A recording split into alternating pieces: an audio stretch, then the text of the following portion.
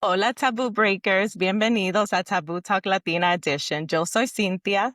And I'm Jeanette, and here at Taboo Talks, we keep it real, raw, and rooted in our cultura. This is the space where we shed the silence, speak on the truth our abuelas were told to hide, and celebrate the stories that make us powerful mujeres.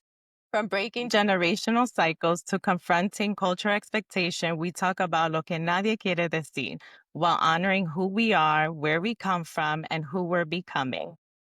Today's guest is a creative force, cycle breaker, and proud Dominicana, leaving her mark in an industry that wasn't built for women like us, but that she's helping reshape. We are honored to welcome Yissendy, an actress, writer, director, and producer based in LA. With over 50 films and TV credits, you've seen her production like Babylon alongside Brad Pitt and Margaret Robbie, and the hit series FX series Mayans MC. But Yissendy's work doesn't stop in front of the camera. She's the founder of Trinidad Entertainment Group, where she includes female-led storytelling. Her debut feature film, One Guide to Many Dates, is set to premiere in 2026, and her award-winning pilot, Do My Girls, is in development as a television series. Yissendy, welcome to Taboo Talk Latina Edition. It is such an honor to have you here today with us. Thank you for saying yes. Thank you so much for having me. I'm so excited about all the questions. Yes, we're so excited to have you here. You have no idea. So thank you. Thank you so much for joining us. And before we dive into the topics, we'd love to hold space for your story. For those who may not know all the chapters of your journey, tell us who is Yissendy behind the credits. What led you to this moment and what reshapes your voice? Well, just okay. So I'm like a kind of normal, like this girl from the Dominican Republic that had all these dreams since she was a little girl. And finally she came to Hollywood. But my story is kind of like inspiring and motivational because it hasn't been easy, especially when you come from a background that you don't speak English perfectly, that I taught myself how to speak English, and has been a journey, especially being an Afro Latina in the United States, like following my dreams. I feel like it was meant to be for me to do all of that I've been doing so far. You're doing such an incredible job.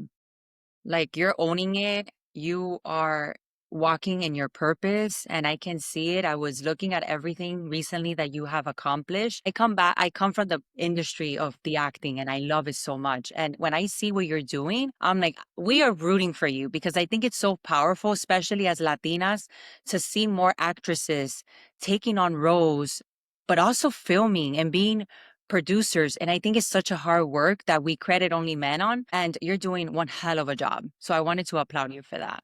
Thank you so much. And I've been so grateful and blessed that for the project One Guide to Many Days, I got 160 people coming on board.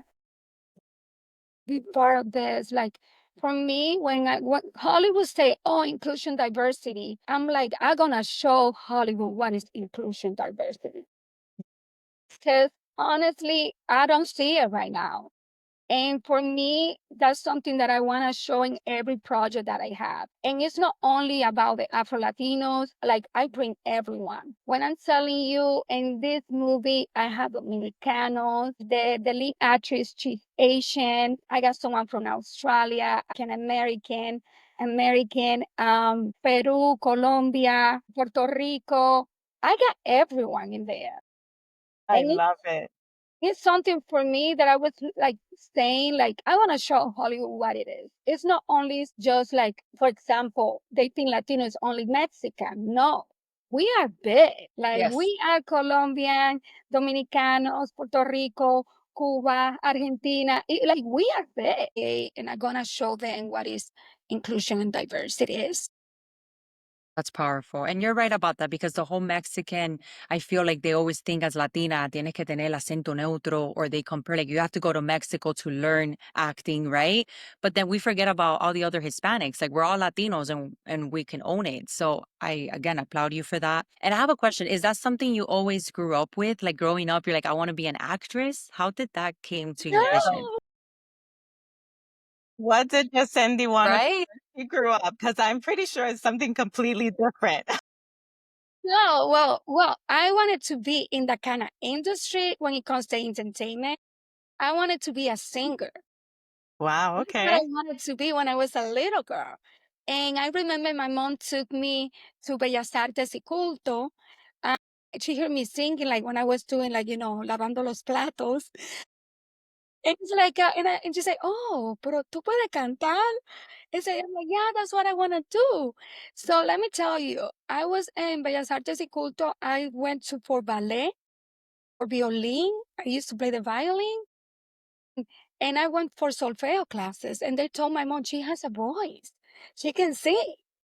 And that's what I wanted to do. So growing up in DR until I was 18, and I went to UTESA, la Universidad de allá, the university, and I went for communication.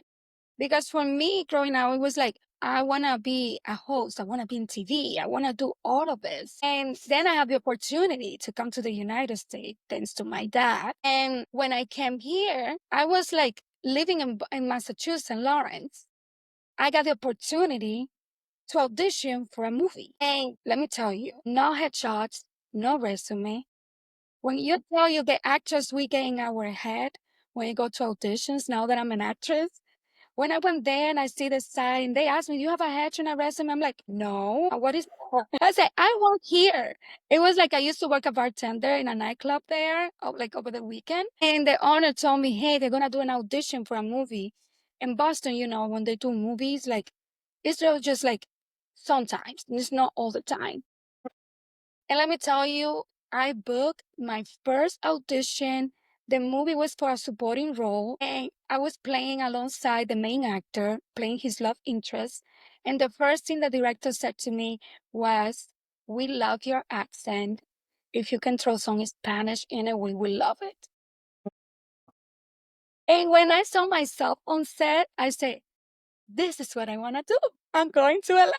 Yes, I love it. Yes. Look at that. No headshot, no resume, no nothing. You walked in there and you owned it. Natural. It was Yes. natural. I was like, "Oh, yeah, I can do this." And that was my first after credit. I was like, "Oh, shoot, this is what I want to do." And then I got here. That's such an inspiring Yes. story, right? Because again, like Cynthia said, no headshots. I know how hard that is, right? So many people are auditioning and that you got the opportunity and you still show up. You didn't let that get to your head because you could have easily said, yo no tengo un headshot. I'm not going to go. Let me prepare myself. And sometimes that doesn't even end up being how you hoped. So that was working in your purpose. Yeah. Yeah. Wow, It I was love it. And growing up Dominican, there are so many things that we were told to stay quiet about, right? Like what to wear, how to like behave, and especially what not to say. What were some of those unspoken rules in your childhood? And when did you start unlearning them? well, growing up Dominicana, I was always be told to be quiet, to be respectful, and not to speak up. Especially, if it's something was uncomfortable. Like you don't talk to about your traumas, you don't question tu papá, tu mamá, and you definitely don't talk about sex. And for me, it was inherited, like this silence, generation after generation. And but something that I always say is like, silence doesn't heal you. And I had to learn that. I had to teach myself that speaking up is a strength and not disrespect. And through acting, writing, doing plant medicine, therapy, like I found my voice. And now I use that voice to tell a story that matters, to open up conversations we've been avoiding for too long. And, I share my truth. Like the more I realize how many women are still holding in their pain and are still afraid to speak up. And let me tell you, since I was a little girl, like I always was like, for my mom, it's like, tú sabes cuando te dicen, no me falta respeto when you like, they say something to you and say, no, but I'm not agree about this. Why you talking to me back? Yeah. It was something for me. Like I was that person for my mom. Like I always had something to say until today, like for me, I was like, my friends say, "Oh no, Giselle is gonna say something." I'm in places. Like I remember I went to this event and it was oh my god, this is crazy. I'm gonna talk about this. I went to this event and it was a screening. And the screening was a documentary. Today that director and me, we are friends. Because I saw they're talking about Latinos and it's about Latinos here in America. And I saw they had the Dominican flag in it, and I'm there supporting because it's about Latino. And when I sit down and I watch everything, and it was about actors here, and I didn't see no actors Dominicano in that documentary, like something came out of me, and I was like, "What? But they have my flag over there." Yeah, I'm gonna say something because this is bothering me right now. And I asked and I say, "Hey, congratulations, everything. You guys did a great job, but I want to know how was the casting process because you guys have my Dominican flag in the poster, but I don't see Dominicanos here." that's great. The whole room went quiet. They were not expecting a Dominicana to step Eh, in. Of No, yeah, I love it. and they were looking at me bad. They were looking at me bad, course. like I were people like, "What?" Like they didn't want to talk to me later. And the director said, and he smiled and he said, "You know, thank you for asking that question." I'm like, we tried to reach out to a few people and they weren't available, you know? And after that, he said like, "Hey, I was afraid of you." And he said like, "Listen, let's go out for lunch. I want to get to know you." Like, you're like he liked the way that I stand up and I speak up. But where people were looking at me bad, like it was something bad that I did. And to this day, I'm that type of person. I was like, "I'm sorry, but I cannot keep quiet." I would be the type of person to speak up. Until today, for me, it was that like and like since I was a little girl, that was a taboo. You don't speak like back to your mom and your dad. Yeah, because it's disrespectful. Yeah, Exactly. you're being disrespectful. And they know better, right? So who are Yeah, we to judge or to be upset? Wow, yeah, but that was powerful. Gracias. yeah. Gracias por Thank you for enseñando esa yeah. versión. Thank you for speaking up and Yeah. not It's so staying true. quiet. Yeah, I love it. Yeah. I'm always that person. If it's something's bothering me, it's like telling me, say it. Because some people are afraid to speak up. And I'm like, this is something that I'm breaking. I'm not gonna keep myself quiet. Like I remember my mom, like, me daba mi chancletazo por hablar. Yissendy, cállate. And I'm like, but why? And like even like I see it with my nieces today. Is one of my nieces that she's just like me. And my dad say, "Mío, es la misma copia." And and she's like, Like us. yeah, and she's like, her middle name is Yissendy. My brother named her Oh, after me. Wow. And I'm like, I can see it. And she said, like, "No, tia, because blah, blah, blah, blah, blah." Okay, yes, babies, speak up. Don't get quiet. You say whatever you have to say. Take it out of your chest. So, yeah. that's so beautiful. But we need more of that, especially in that entertainment industry. I feel like we don't get appreciated, right? Or we're undervalued, or people just don't want to speak up because como tú, ¿verdad? Like, oh, they're staring at me. Like, it doesn't matter what they think. Like, I need to speak up, especially that's your flag there. And there's no Dominicans representing it. It makes zero sense. So I applaud you for that. Thank you for sharing that with us today. Yeah, definitely. And I know you're outspoken, you're bold, you're rooted in your truth. Now, but was there ever a time where you struggled to use your voice? And if you did, how did that help you step into your power? In this industry, sometimes you need to keep yourself quiet. Like, you cannot say certain things because you might got, you know, you get blacklisted or something, and maybe you don't get more opportunity for it. And you have to, like you say, okay, so until I get my name like recognized or like really like getting them big, I would be able to speak up about this, especially in an experience like when I did Babylon, I got something happened to me, non-said, but like I love everyone there. It was after when the premiere comes out, and I was like, you know what? I'm gonna talk about this when I get my name, like people know more about me, you know? Okay. Yeah. And for so many of us, there's like this moment where we realize, like, that's it, no mas, I've had enough, that we're done playing small. What was that moment for you? When you start setting boundaries, you Yeah, know? When you start setting boundaries, and especially when you start changing and healing and seeing that certain people, you guys are not vibrating in the same frequency, I especially love friends that you have. Sometimes we want to bring everyone with us. every person that I like. For example, for me, everything that I do, like I always write with people in mind. I always wanna like, have in my table, like Hollywood, okay, Hollywood's there, but I'm creating my own table. I'm creating my own content. And I wanna bring with me everyone that I know that they deserve to be recognized. Especially when I did One Guide Too Many Days. I got reached out from a newspaper from the Dominican Republic, and they wanna talk about me. And I told them, no, I don't want to just talk about me. I got 10 or 11 Dominicans right here that I would like people to know they are in this movie. So I'm that type of person, and then you start seeing people through colors. You seeing the friends that you think that you want to bring with you, they are not happy for you. Or they don't want to be like, you start seeing and say, oh my God. And for me, it was also that when I start setting boundaries, it's like, stop being the biggest person, Yissendy. People know what they're doing and they make a choice, knowing that this could be hurting you or this could be something that in the end, like it would be like it's gonna end the friendship, and they decide to do it regardless. So they don't take in consideration, you know, everything that you have done for them. Because when you do things for people, they forget about it. They were not taking accountability. Like for me, I always take accountability in everything. So for me, it was setting boundaries and seeing, okay, I know I'm getting over here with this person and me. We are not vibrating the same frequency.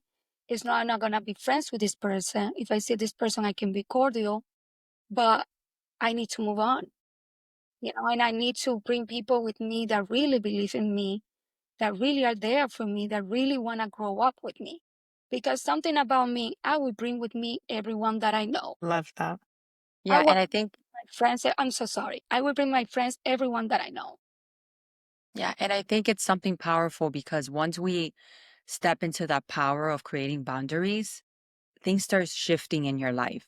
And sometimes it's losing friends, relationships, even in family too, right? Like you stop talking to them or you guys just are not in the same season anymore. And I feel that especially us as women, Hispanics too, we carry that guilt of like, we want to bring everyone with us or we don't want to leave anybody out, but then we're hurting ourselves in the process. So thank you for being vulnerable about that because I think we need to respect our boundaries and be intentional because that's the only way we're going to be able to grow and take care of our mental health, which at the end, that's the number one, right? That we have to pour into that affects us if we're not setting those boundaries.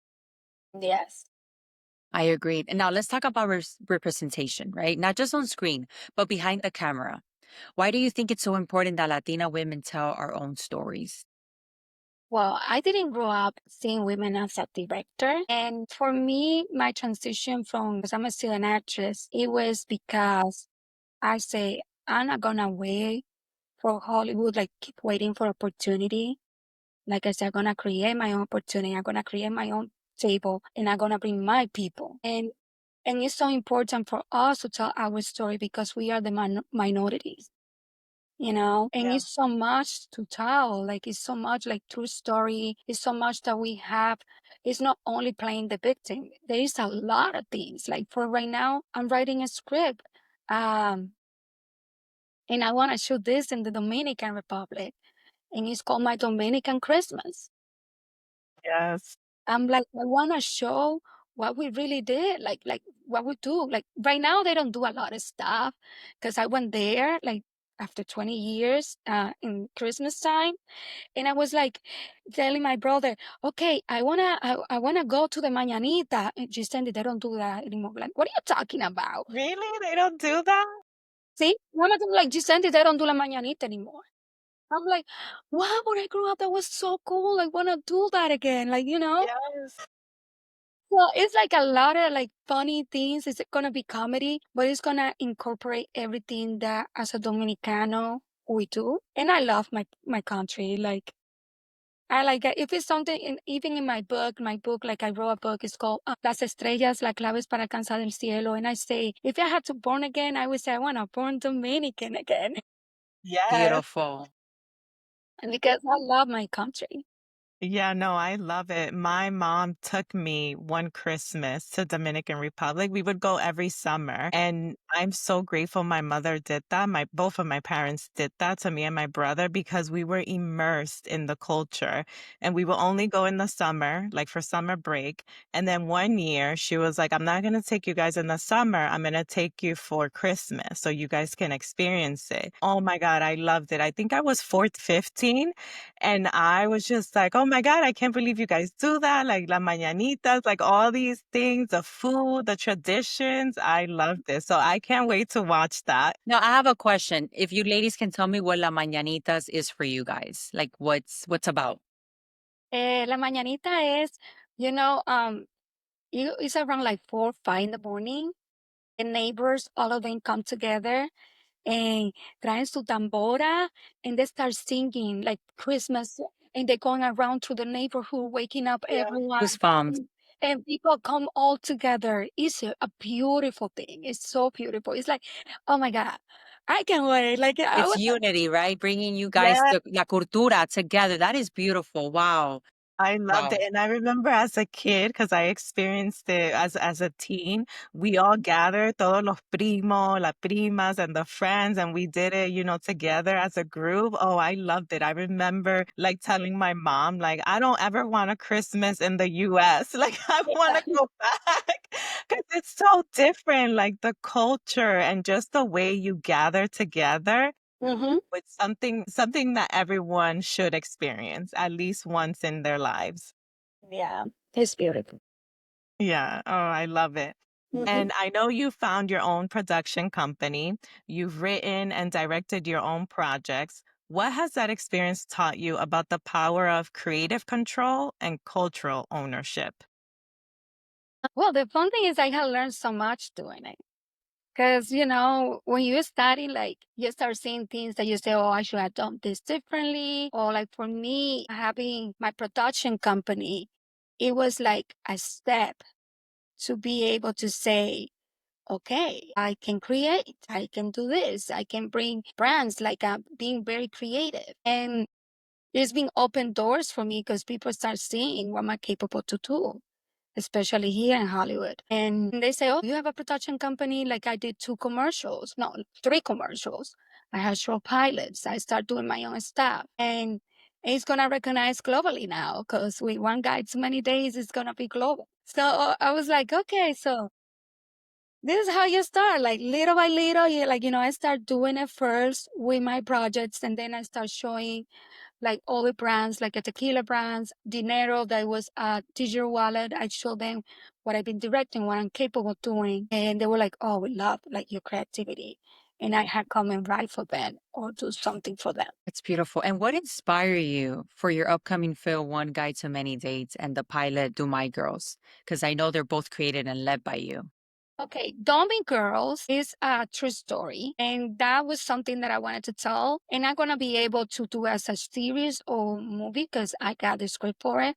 So we're still pitching that around because that one is gonna cost more money. One Guide to Many Days is about dating in LA and about dating in general, especially when I do my series, my dating life in LA.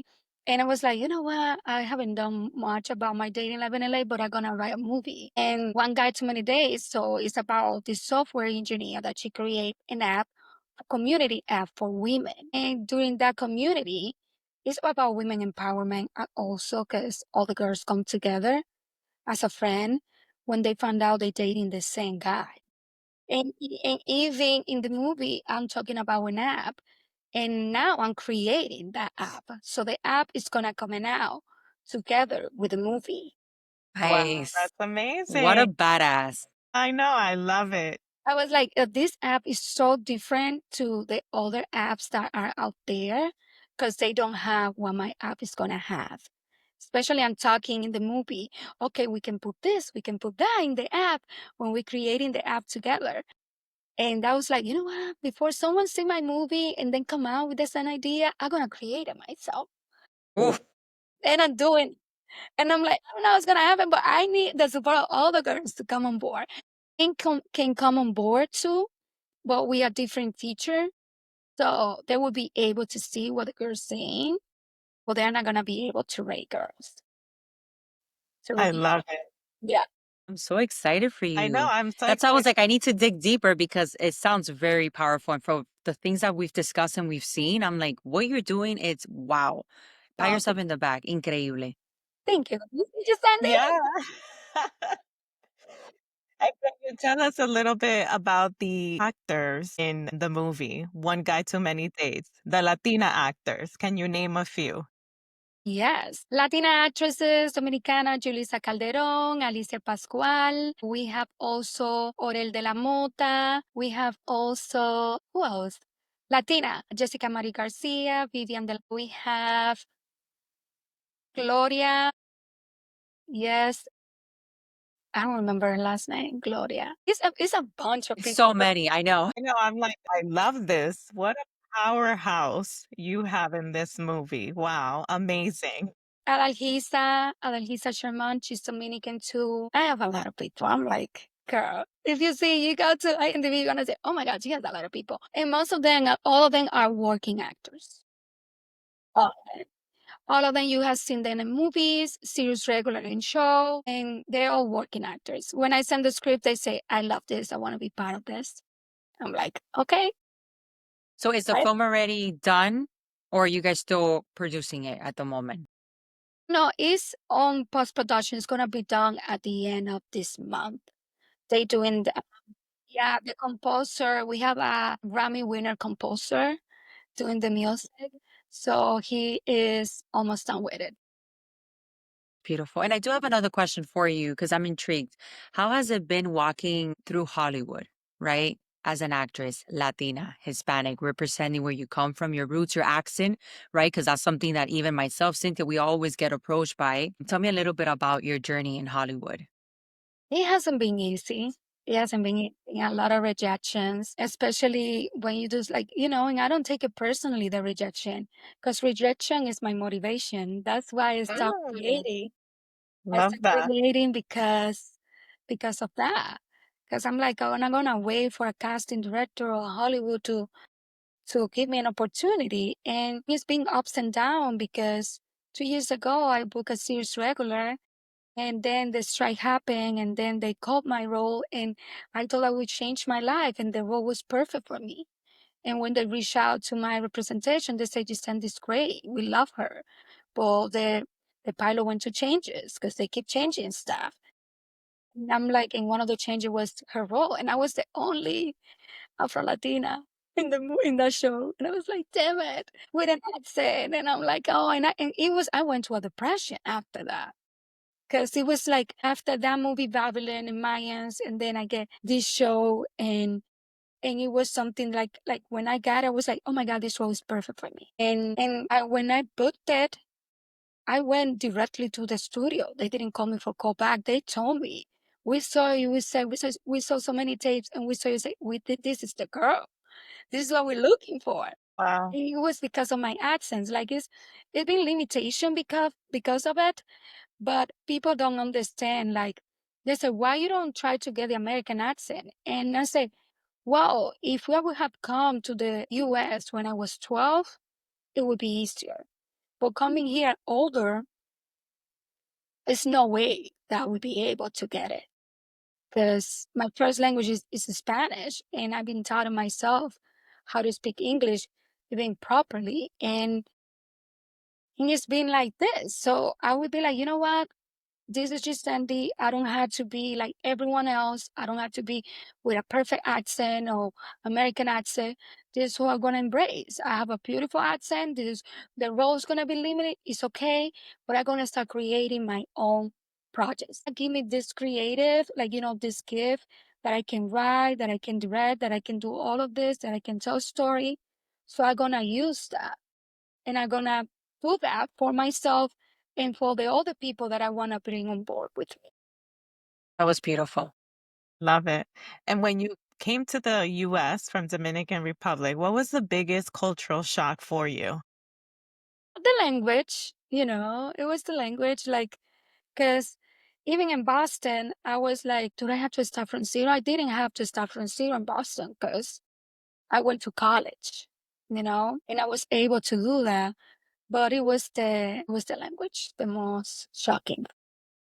You know, I see that in you of Yes. like, it's okay. It could be a language barrier, but I'm still going to make it happen. And like you just said, you know, it's okay. I'm going to figure it out. And God gave me this don for a reason and I'm going to run with it. So, wow, it's so inspiring to hear that from you.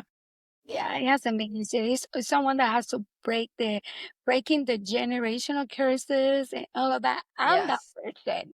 I was like, yeah, there's gonna be change in this family, and I know it's gonna be a hard work because healing doesn't stop. You have to do healing work. Like I'm doing shadow work therapy right now, and I have found things about myself that I'm like, okay, I'm not gonna do this anymore. And I'm like, I'm changing these kind of things, and I know who I am, and the beautiful heart that I have, and the good things, like, people can see in me. That's why a lot of people come on board and be part of, like, this project that I just did finish. Because I'm like, okay, if you people coming on board because I'm good at these things, and it's gonna be a good script and a good story, and not everyone can bring 160 people down the way I did. I was like, you did that, Giuseppe. Yes, Yeah, you did that. You recognize that. Yes, you did. Okay. I love that. And what's one taboo that you're still trying to break?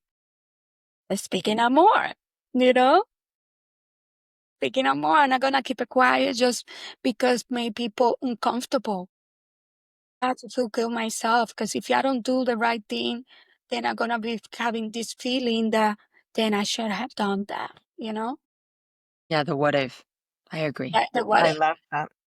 Okay, Jessendi, before we get into the chisme, we're going to hit you with a few quick and fun lightning rounds. So fill in the blank. Being Dominicana in Hollywood means? Everything. Love that. Yes.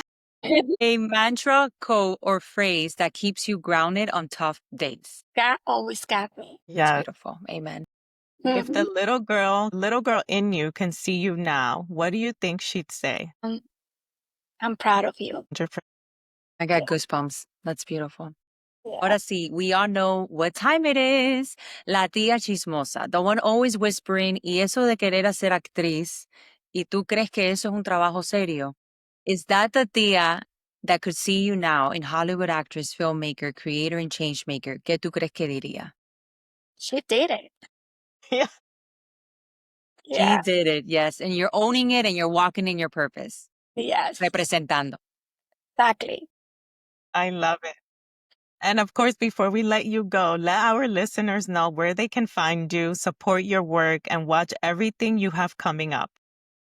Okay, they can find me in Instagram is Yissendy T. She knows app. That's for my in Instagram as well for the app that is coming out for the dating, and my website, TrinidadEntertainmentGroup.com. Wonderful. We'll make sure we add everything on the show notes. Gisendi, thank you for being a voice for so many of us who grew up thinking we had to dim our light. Because you're proof that we don't have to wait for permission. We create our own space. So Oh my God, we thank you so appreciate much. you. Thank you. Yes, yeah. Thank you for leading with vision, for representing Dominicanas and Latinas with pride, and for rewriting what it means to be powerful, creative, and unapologetically ourselves. And of course, to our taboo breakers listening, this is your reminder you can honor your roots and break the mold. Your story is valid, your dreams are worthy, and your voices deserves to be heard.